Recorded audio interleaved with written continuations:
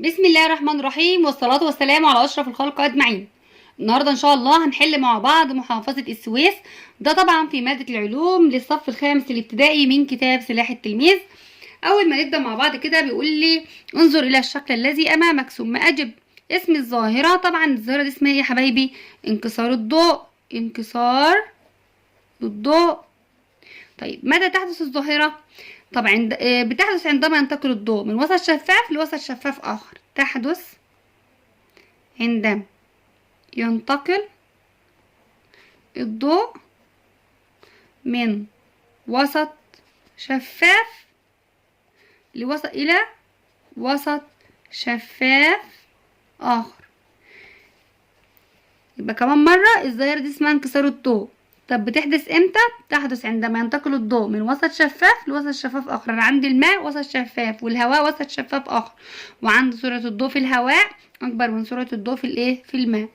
فعند انتقال بقى الضوء من وسط شفاف لوسط شفاف آخر بيحدث انكسار للضوء. طب كيف يتم فصل المخاليط التالية؟ بوردة حديد ودقيق. ده طبعا بإيه؟ طريقة الجذب المغناطيسي. الجذب الإيه؟ المغناطيسي. طيب ماء ورمل. أنا عندي الماء والرمل. الماء إيه؟ مادة صلبة لا تذوب في الماء، هنستخدم لها هنا الترشيح. الترشيح. طيب محلول ملح. أنا عندي الملح بيدوب في المية، ماشي، فبنستخدم هنا الايه؟ التبخر. التبخر، طريقة التبخر. طيب اختر الإجابة الصحيحة من بين القوسين. العلاقة بين القط والفار تعتبر مثالا لعلاقة الافتراس. علاقة الايه؟ الافتراس. يسير الضوء في خطوط، عارفة ان هي خطوط مستقيمة. تحصل النبات على الطاقة من ضوء الشمس. تسمى المادة التي تذوب عند تكوين المحلول. اللي بتدوب يبقى اسمها المذاب. أنواع الطفيليات، داخلية خارجية، طبعا الاتنين مع بعض، داخلية وخارجية. من أمثلة الكائنات المحللة الفطريات. اكتب المصطلح العلمي. مواد لا تسمح بمرور الضوء خلالها. المواد المعتمة. المواد المعتمة. أداة تستخدم لتحديد الاتجاهات الأصلية الأربعة. البوصلة. طيب علاقة بين كائنين يستفيد فيهما كل منهما من الآخر. الاتنين بيستفادوا، اسمها تبادل المنفعة. تبادل المنفعة. طيب اذكر اسم الأداة التي تستخدم في تحليل الضوء. طبعا المنشور الثلاثي. طيب فصل الماء والزيت. طبعا ده مادة سائلة وده مادة سائلة، اتنين لا يمتزجان، فهنستخدم قمع الفصل. قمع الايه؟ الفصل. عايز نحط يعني صح او خطأ. يتكون قوس قزح عندما يقابل ضوء الشمس ضوء القمر. يتكون قوس قزح عندما يقابل ضوء الشمس ضوء القمر. طبعا خطأ. يتكون قوس قزح طبعا انا عندي قطرات الماء العالقة في الهواء بتعمل عمل المنشور الثلاثي، فبتحلل الضوء لسبع ألوان. ضوء الشمس الأبيض بتحلله لسبع ألوان. فالعبارة هنا هتكون خطأ. يمكن توليد تيار كهربي باستخدام المغناطيس. طبعا صح يا حبايبي. الديناصورات من الكائنات المنقرضة بسبب تغير الظروف الطبيعية بالبيئة. طبعا صح. كلما زادت درجة الحرارة زاد زمن الذوبان. زادت درجة الحرارة طبعا بكل زمن الذوبان، في العبارة دي هتكون خطأ. ماذا يحدث إذا؟ ايه اللي هيحصل إذا استمر الإنسان في قطع الأشجار؟ طبعا يحدث خلل أو يختل النظام البيئي. يختل النظام البيئي، أو يحدث خلل في النظام البيئي. دي كانت محافظة السويس. ممكن نحل مع بعض لأن وقت الفيديو لسه هنحل مع بعض محافظة الفيوم. أول سؤال عندي بيقول لي أكمل العبارات الآتية. يمر الضوء بسهولة خلال المادة. طبعا الضوء بيمر بسهولة خلال المادة الشفافة. طيب الأقطاب المغناطيسية المتشابهة تتنافر.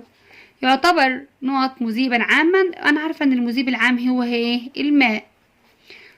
طب طبعا لو قال لي ليه بما تفسر يعتبر ماء مذيب عام لقدرته على إذابة العديد من المواد. تسبب علاقة الافتراس أعداد الفرائس. طبعا ثبات أعداد الفرائس.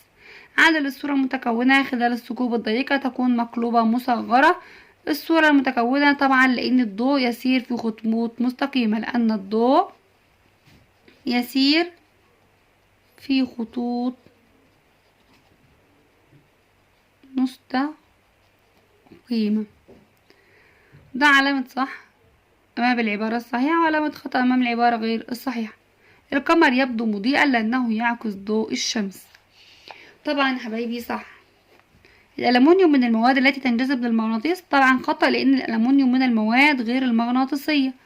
طب تستخدم طريقة الترشيح لفصل المخلوقات التي بها رواسب. صح.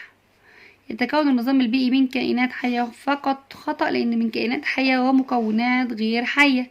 ماذا يحدث للطفيل عند موت العائل؟ يموت الطفيل لأنه يعتمد على العائل في غذائه اعتمادا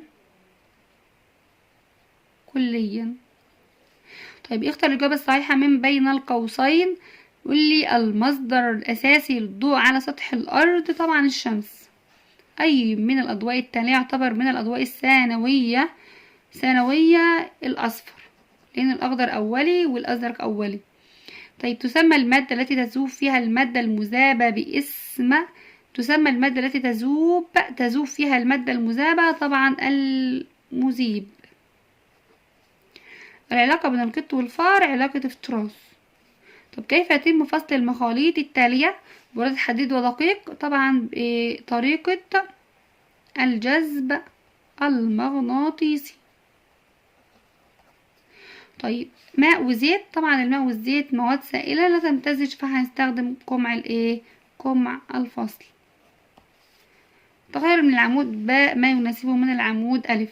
طبعا الديناصورات من المواد من الكائنات المنقرضة بسبب تغير الظروف الطبيعية بالبيئة. المنشور الثلاثي أداة تستخدم في تحليل الضوء.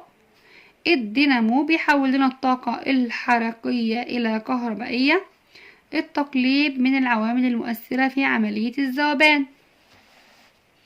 طيب عايزني اكتب المصطلح العلمي. أداة تستخدم لتحديد الجهات الأصلية الأربعة. الجهات الأصلية الأربعة البوصلة. المخلوط الموجود في حالة سائلة. طبعا المحلول. كده حبايبي نكون وصلنا لنهاية الفيديو. ما تنسوش الاشتراك في القناة وتفعيل زر الجرس على الكل عشان يوصلكم مني كل جديد. والسلام عليكم ورحمة الله وبركاته.